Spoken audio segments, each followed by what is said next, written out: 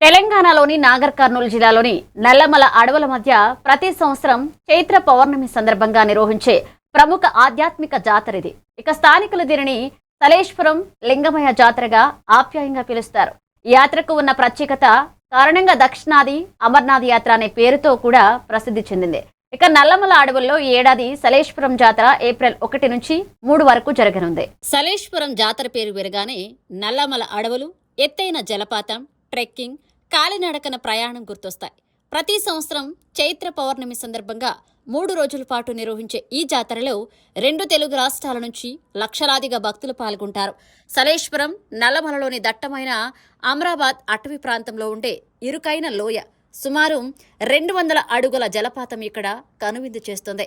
పౌర్ణమి సందర్భంగా స్థానిక చెంచులు ఇక్కడ ఉత్సవాలు నిర్వహిస్తారు. కేవలం 3 రోజులు మాత్రమే అటవీ శాఖ అనుమతిస్తుంది. ఈ సంవత్సరం ఏప్రిల్ 1 నుంచి 3 వరకు అనుమతులు వచ్చాయి.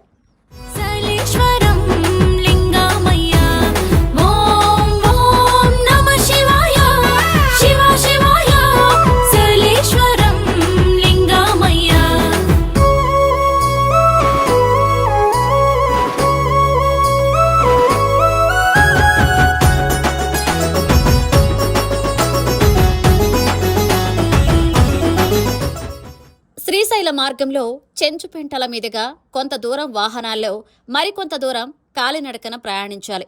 కొండలు, గుట్టల మధ్య రాతి మార్గంలో దాదాపు 4 కిలోమీటర్లు నడిస్తే క్షేత్రానికి చేరుకుంటారు.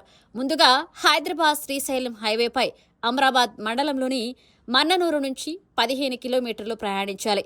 ఫర్హాబాద్ జంక్షన్ దగ్గర అటవీశాఖ అధికారుల అనుమతులతో వాహనాల్లో అడవిలోకి ప్రయాణించాలి. బైక్లు, కార్లు, బస్సులు, ఇతర వాహనాలను అనుమతిస్తారు. వాహనం ఆధారంగా నిర్ణయించిన ఫీజు చెల్లించాల్సి ఉంటుంది. సలేశ్వరానికి 4 కిలోమీటర్ల దూరంలో వాహనాలు నిలిపివేస్తారు. అక్కడి నుంచి కాలినడకన వెళ్లాల్సిందే.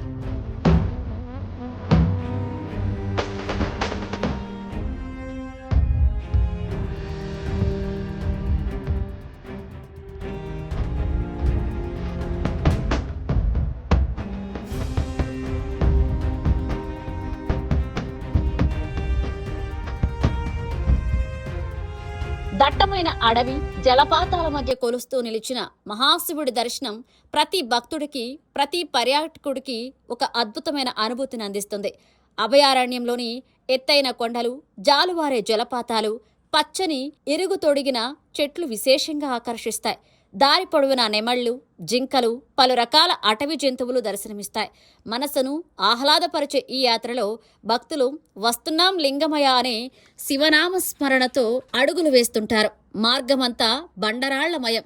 పాదాలు అదుపు తప్పకుండా బ్యాలెన్స్ కోసం చేతికర్రలు పట్టుకుని నడుస్తుంటారు. పాపాలు కడుగంగా ఇప్ప పూల నైవేద్యం భక్తితో పెట్టంగా. పాపనాశిలో పాపాలు కడుగంగా ఇప్ప పూల నైవేద్యం భక్తితో పెట్టంగా. ఎన్నెన్నో రూపాల్లో నడిపేవు తోడుగా మొక్కుల్ని తీర్చే. నాగార్జున కొండలో బయటపడిన ఆధారాలను బట్టి ఇక్షాకుల కాలం, క్రీస్తు శకం 360 కాలపు నిర్మాణాలు లింగమయ గుడికి ఏర్పాటు చేసిన ఇటుకలను బట్టి అర్థమవుతుంది. అలాగే గర్భగుడి ముఖద్వారం నాటి విష్ణుకుండీల శిలాఫలకం ఉన్నది.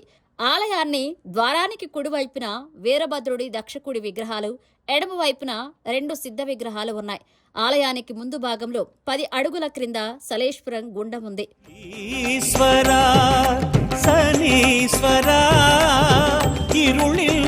కోలమి మందనాయగా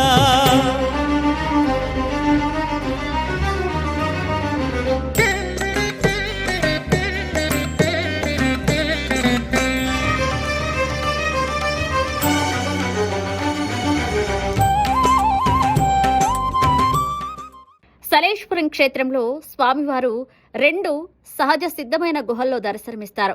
పై గుహలో ప్రధాన దైవమైన లింగమయ కొలువు తీరగా, కింది గుహలో మరొక లింగం, ఆలయం ఎదుట గంగమ్మ, వీరభద్రుడి విగ్రహాలు భక్తులను ఆశీర్వదిస్తాయి. విలువైన కానుకలేమి అవసరం లేదు. పవిత్రమైన ఆలోచనలతో కళ్ళు మూసుకుని ఒక్క క్షణమైన శివయ్యను ధ్యానిస్తే చాలు అని చెంచు పూజారులు చెప్తుంటారు.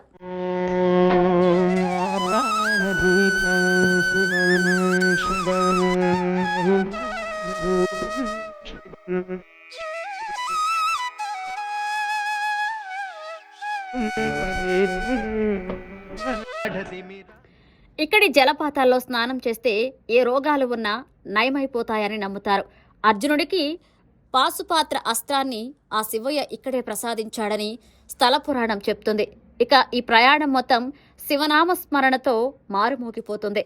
స్వామి దర్శనం కోసం వెళ్లే వారికి మంచినీరు, వైద్య సదుపాయాలతో పాటుగా ఉచిత అన్నదానం వంటివి కూడా అందచేస్తూ ఉంటారు. ఓం జటాధరాయ శివ జటాధరాయ హర హర భోలే నమః శివాయ. ఓం జటాధరాయ శివ జటాధరాయ హర హర భోలే నమః శివాయ.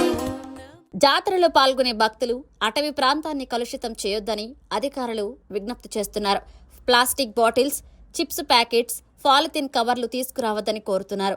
ఒకవేళ తీసుకువస్తే వాటిని మార్గ మధ్యలో ఏర్పాటు చేసిన ప్రత్యేక పాయింట్లలో వదిలివేయాలని సూచిస్తున్నారు. అన్నదానం చేసే భక్తులు స్టీల్ పాత్రలు, పింగాణీ ప్లేట్లు, ఆకులతో తయారు చేసిన ప్లేట్లు మాత్రమే ఉపయోగించాలని కోరారు.